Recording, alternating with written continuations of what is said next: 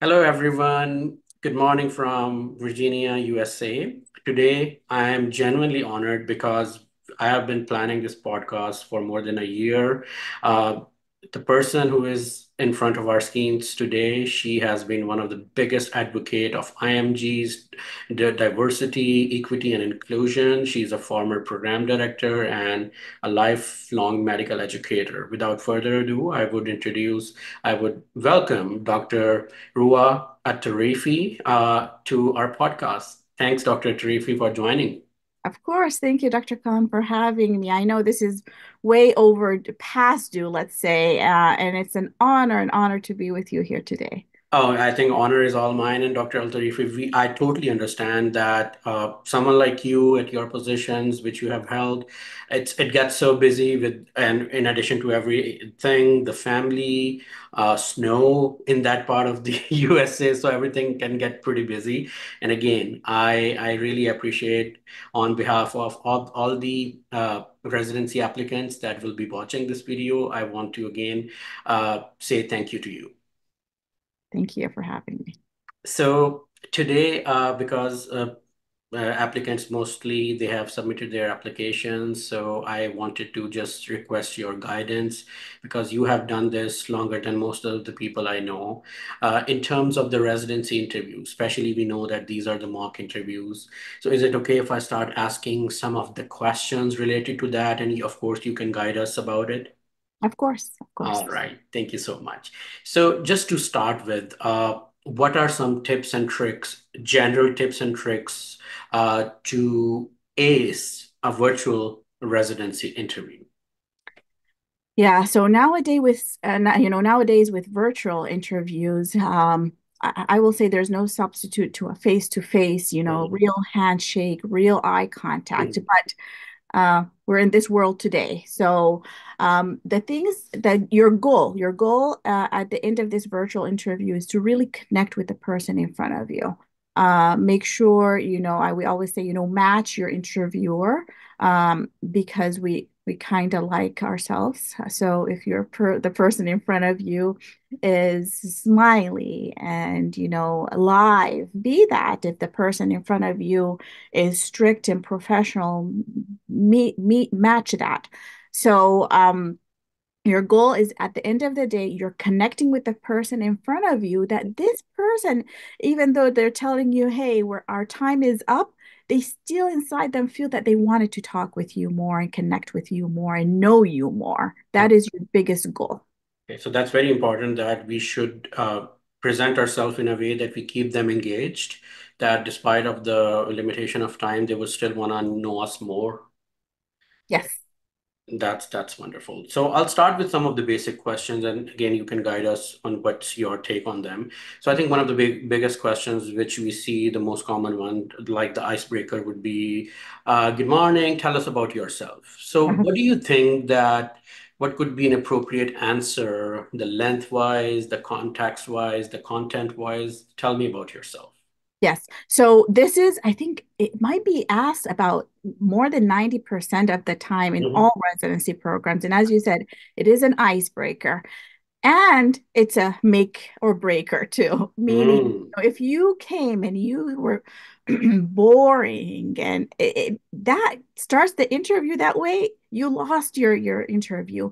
Mm. And the opposite is true, meaning if you came in and you, from that introduction of yourself, again, I wanted to know you more. I really connected and you planted things that I can take for the rest of the interview. You can use that as a planter and hooks for the rest of your interview.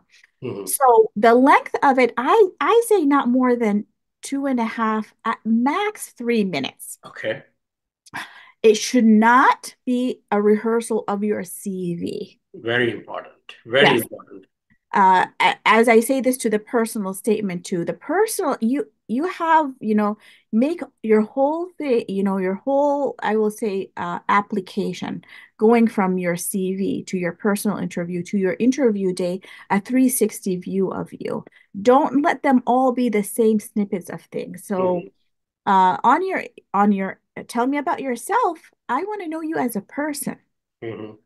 Um, you can tell me a story from where you grew up. Yes, that's okay. I grew up in this place. Give me a snippet into you going into medical school. Give me now a snippet of your personality, things that you're trying to hook me with. You can say, and I love the community outreach, and I worked in this clinic here, and then tell me a story.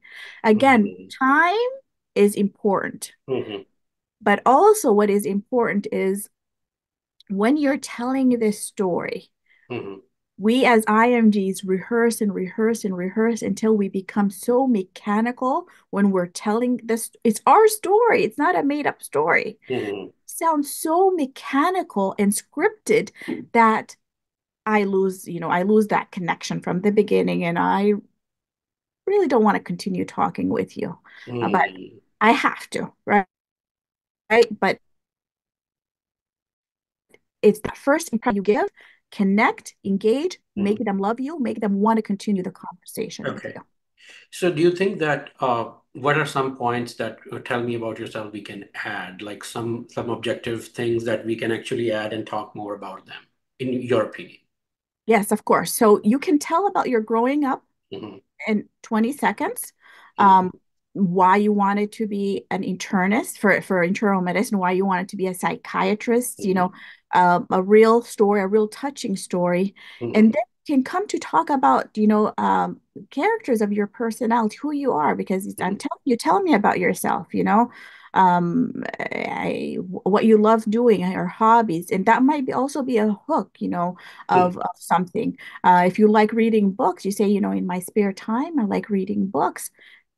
Somebody might ask you, okay, what is your favorite book? And that, again, that's what I call a hook. Be prepared. Don't lie. Don't lie. If you Absolutely. if you didn't read a book, please don't say I love reading books and I read this book because I love that book. You heard it somewhere and then I ask you about it and you can't Hmm. answer to it. Hmm. But these are the small examples of things.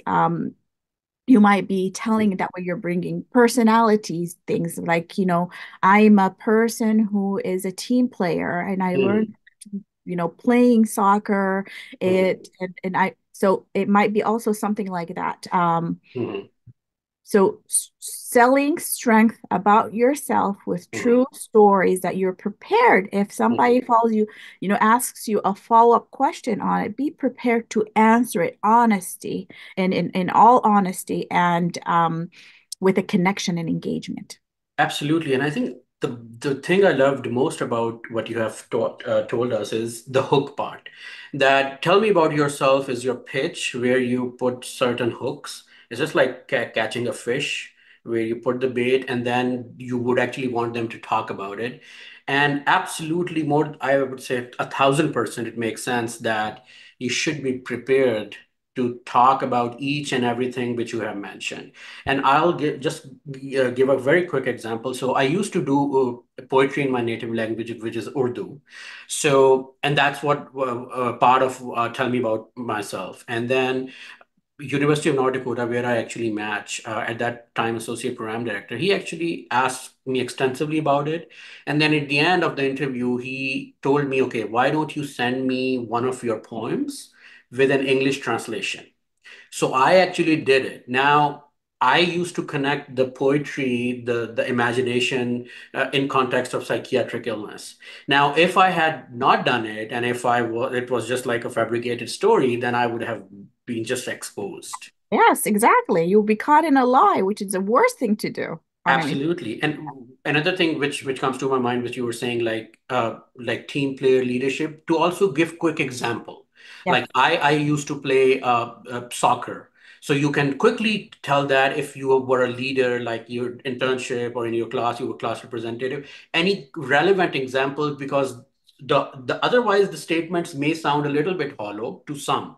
Yes, yes. If you start just putting descriptions of you, Mhm. I'm smart and I'm a team player and I'm super woman at nighttime, without evidence, it's anybody can do that. But when you bring a story attached to it, it's more relatable and again a hook. So if somebody tells me, I'm a team player because I Mhm. played soccer from Mhm. my son plays soccer, so I know something about soccer. So I Yeah. might come back with, hey, what position you play in and how and so on. So, Exactly. No, and another example, I was interviewing at a place, and that was an associate PD too. So she just started conversation. Oh, my shoulder is sore because I just came from tennis practice. So I played tennis to an extent, but I was still an avid fan of tennis. We started talking about Federer, Nadal, and that conversation went on for 10 minutes. So that's another thing, that if you know about something, because I'm just being honest. In one of my interviews, I actually did mention something about a psychiatric presentation of a psychiatric disorder. Now, I said something, and then the program director asked me the follow-up question, and I was blank. So that was pretty embarrassing for me. yes, But then I quickly realized that it's just about, I know that English is not our native language, and depending upon your schooling, your exposure, you can have some problems in thinking about at a spot thinking. But I would again say that as long as you are being honest and mentioning stuff that you actually know, I think that could be one of the things that I would recommend the most. absolutely. Uh, Absolutely. Okay. So another question, which again, some common questions, even for internal medicine, what I have seen, because when I applied for the second time in a match, I also had internal medicine interviews and met in context of also med psych combined programs. So even then, so I think one of the common questions which I was asked is, again, tell me about your strengths and weaknesses. So what would be your recommendations for that? Yeah. So, I get asked this question a lot by candidates too, and so on. And they tell me, I tell them it's okay to say weaknesses. Is nobody's perfect. Hmm? And if you come to an interview planning not to say you have a weakness or make it one of those, I'm a my one of my weaknesses is I'm a workaholic and I don't want to leave the hospital. Or I'm a perfectionist. I'm a perfectionist, exactly. I know. Then, it sounds just too good to be true. Mhm, It's okay to say mhm. these are my weaknesses, but as long as they're attached to, self-reflection and Absolutely. self-correction. Meaning, Absolutely. one of my biggest weaknesses is that I'm always late. I'm a Sudanese. I go on Sudanese time.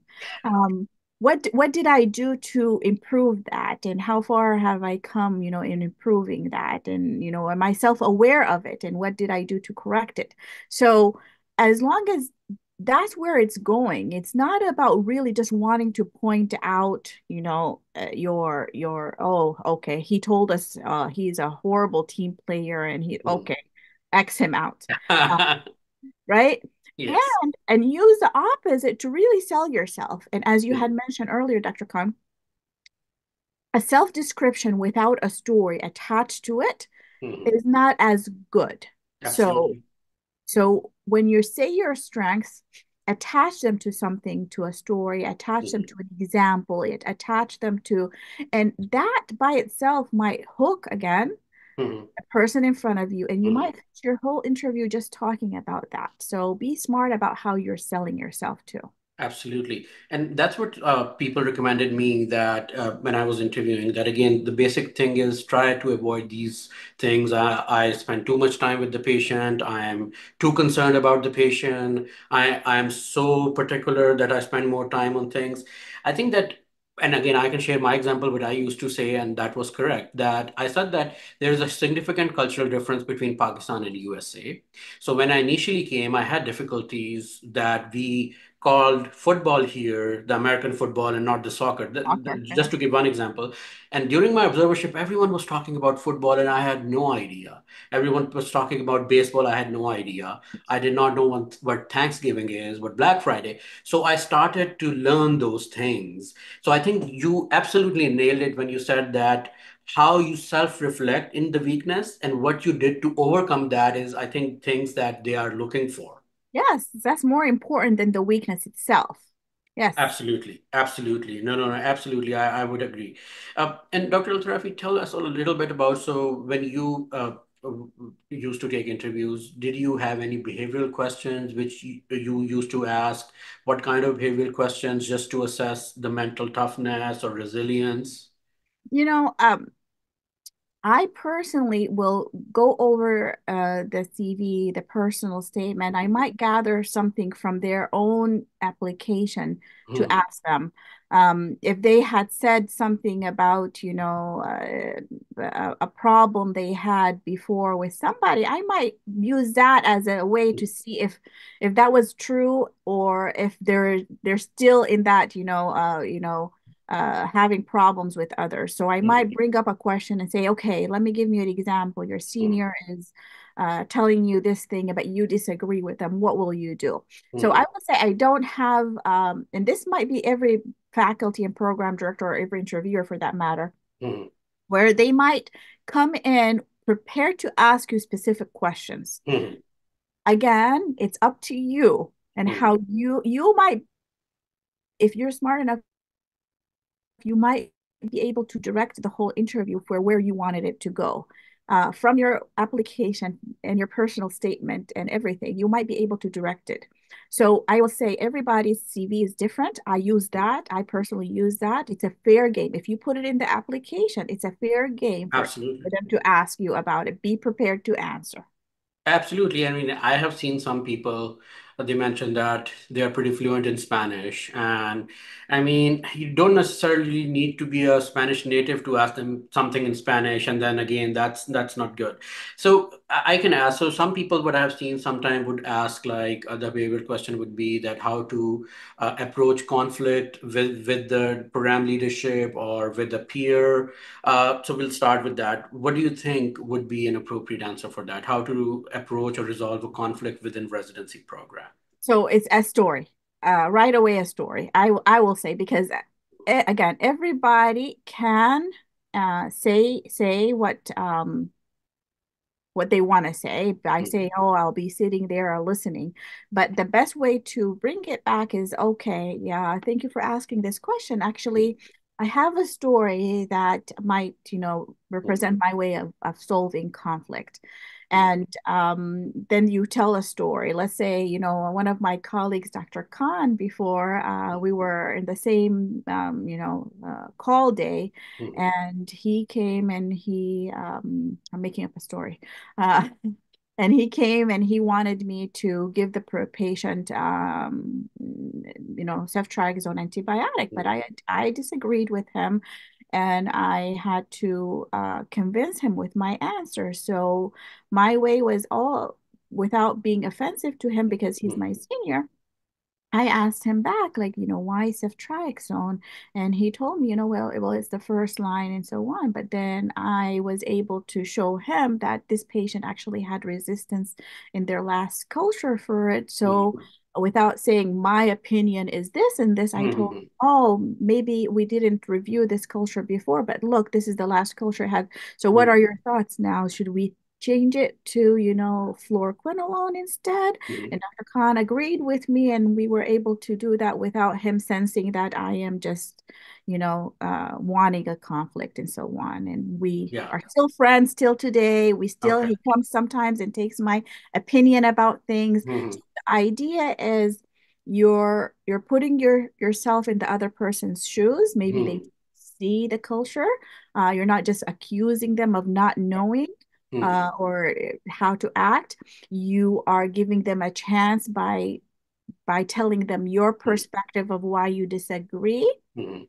And the whole idea is after if you really are a good conflict, Mhm. resolution person, is that the end of the conflict ends with you still being friends. You're still interacting Exactly. with each other. Yeah. It's not like, well, I ended up, being the winner and, Yeah, exactly. No, no, I totally agree with you that not about bigfooting someone. It's about actually conflict resolving, and I think like it's more like speaks of the team based approach that it's not about winning or losing because at the end of the day, what I feel personally is that if the conflict is about a clinical opinion or something, at the end of the day, we are all working towards the same goal, that's to help the patient. yeah, And in doing so, if we keep our ego down and put the patient's interest first, I think that's automatically brings the good out of us. And then we can also, you nailed it when you said that we should put ourselves in the other person's shoes and then see that what should be our ideal response. absolutely. Absolutely. Okay. And then some people ask about interesting case. What do you think? Interesting case should be like those applicants should present like formally or a quick description. What should be the approach towards it? I will say, prepare a case that you were very close to because it's not just me listening to the story. An Mm, interesting case to you might not be interesting to me, mm, but what I am watching more is your connection to this story and why was it interesting to you? For example, somebody's interesting story might be a rare case, a mm, zebra, right? mm, Versus somebody else's interesting case might be how they made a big difference in this person's life. exactly, exactly. So I am gathering, I'm listening to your story. I Mm, am gathering who you are. What makes shine and brings the smile and, mm, lifts you up. So sometimes it's just a smile that I put on a person's face. mm, Uh, Sometimes it's that this was interesting to me because I wasn't able to do something for this patient who was dying at the beginning of COVID. mm, But but at the end of the day, she called me and she said, my family can't come in and see me. Can you just, you know, call them and FaceTime with them? mm. And I did Exactly. that on my personal phone and she died just 2 minutes later. That was something touching to me. So, but basically, you're telling them who you are through your interesting stories. Absolutely. And I think I totally agree that it does not necessarily need to be a zebra because it's why it is interesting to you. What kind of, I think it's more like an impactful experience kind of a thing that why was it interesting? And not necessarily it would be interesting to the person who is interviewing you, but it's your story. So you should be the one telling. So I totally agree with you. Uh, I And think, don't leave it hanging, meaning don't just say, Mhm, you know, again, I don't know why it's interesting to you, but if you mhm, just tell me, oh, one day I was doing this and this and this and this happened, I'm trying to get where you're going with this story, mhm, then you didn't utilize that in your, mhm. for your benefit. Okay, yeah. Another question, I think, not the question, but I think that the other aspect of the interview is when the applicants ask the questions. To me, I feel that that could be perhaps the most important part of the interview because the person who is interviewing would have some questions in their mind. They would read your application, ask questions, but I think it's equally or even more important that what kind of questions you ask. So, in your opinion, what are some of the questions that an applicant should at least prepare for program leadership, at least like program director, associate program director? What are some good questions? So I will start with what not to ask. That way, it makes Yeah. it. So don't ask first, don't say no, thank you, I don't have any questions because that says, I'm not interested and I'm done. Mhm. My time is over and I need to Mhm. check out. Mhm. Um, don't ask questions that are already on their website or they had Mhm. already mentioned. So if I was telling you, I was bragging to you during the same interview, hey, we have 100% board pass rate. And if you come at the end and say, so what is the But board pass rate? I know you weren't with me. I know you're not listening. So yeah. yeah, don't ask something that's already there, that's mentioned. That tells us you didn't do your homework. That tells us Mhm. you didn't listen and so on. Don't ask just to ask too. Mhm. Okay, so that is very important. And I always feel that before interviewing, the applicant should research the website, their social media pages extensively. And I think that what I have found very helpful is that, for example, in my program, we talk a lot about ECT, TMS.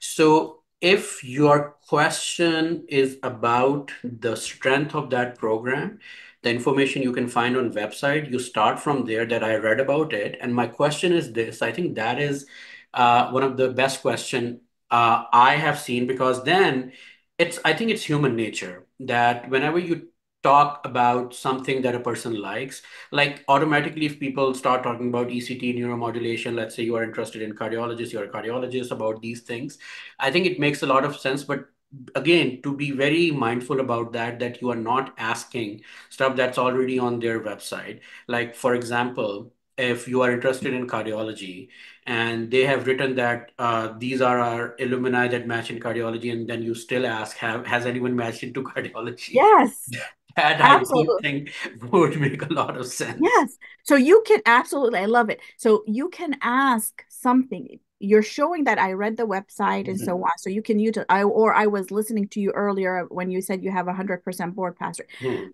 but instead choose to ask, I saw it on your website and you told me earlier about 100% board pass rate. Do you mind, Dr. Elteriefi, walking me, how you were able to achieve that? Because that's, I Absolutely. think, this is a great, achievement. And now let me brag. Let me, as you said, it's human nature for me to love to talk about my achievements for this. Absolutely. It's human nature for me to feel good talking about a great thing I've done for this residency program, Mhm. or something I like talking about. So now you're going to let me talk, and I'm going to feel good talking about Mhm. it. And that ends the interview in a very good note. Absolutely. And like if they are showing or they're talking about 100% board rate, some questions in my mind would appear that, okay, you said 100%. Does the program pay for MKSAP? Does the program have some any dedicated like a day off when we take the boards? Or, I mean, of course, I think people would take it afterwards, but any other like online banks the program would pay for. So something like that that would show them that you are really on the top of the game, that you know stuff and you are asking relevant questions. But I will tailor to also, if you have relevant questions to that, ask the appropriate questions to the appropriate people. Exactly. Exactly. If you're Absolutely. asking about days off for testing or payments, Mhm. sometimes those questions might be more relevant if you're talking with the resident or the chief resident. Makes You sense. want your Yes. time with the program director or the Mhm. AP or the faculty to be well spent. You don't want them, it's not a waste of time, but you don't Mhm. want them answering these questions that might also be on the website too. Absolutely. No, no, I totally agree that you make a very good point that I always tell applicants that it's not usually a good idea to ask about the apartment rates to program director. Yes, exactly. So appropriate questions to appropriate people, Okay. at their different levels. Yes. So, Dr. Altarafi, tell us about, so you have applicants, they have a good interview. What should we approach afterwards? There has been a lot of discussion about a thank you note. Some people would say handwritten, some would say just a thank you email. What's your take on that? Yeah, I don't think handwritten is important. I think an email is enough as long as that email is personalized. It's not the same Mhm. copy paste, enough copy pasting from EMR patient, right? So, let's not bring it to our thank you emails too. A big no-no is that, thank you for my interview with you at a different name institution, Oh, right? So make sure you you know who you're sending it Mhm. to. Take notes on the interview day. So Okay. if I spoke with you about the board pass rate, as we mentioned, or if Mhm. I spoke with you about my son also plays soccer, and if I Mhm. spoke with you about this, take notes. Like, with Dr. Khan, I spoke about, Mhm. ECT and so on, and he loved this, and this. With Dr. Elteriefi, I spoke Mhm. about soccer and so on. So that way your thank you email is thank you for having me at your Mhm. institution, correct name institution. And I Mhm. loved our talk about 1, 2, 3, 4, 5, and Okay. you're not just listing them, but you might have went home and reflected on what we talked about. Exactly. Or Would as be you said, personal. this is, yeah, and I remember I had told you that I write poems and so on, and this Mhm. is one of my things that I wanted to share with you. Absolutely. Now that makes a lot of sense that if you mention things that you specifically talk to program director about, then it would also help them remember because Yes, they are interviewing so many people. So it would also help them remember that again, and then while they are making rank order lists, that again may come to their mind. build it. You're continuing building the connection. Okay. And we'll wrap up. So, interview season is done. A lot of people then, before the rank order list finalized, they send some, if it's called letter of intent or just like rank order email. What's your take on that? Uh, yeah. It's difficult for a program director to open all emails, but they will open emails from people they connected with. Okay. So along the way, you're building that connection. Along the way, you're, and that last letter of email of intent, make sure we're not violating any NRMP rules by saying, "Hey, I'm going to rank you number one," or so on. Specifically, I will say now with signals, if you didn't give this residency program a gold signal, I don't know if you can say I'm ranking you number one, right? It's going to be very tough to buy.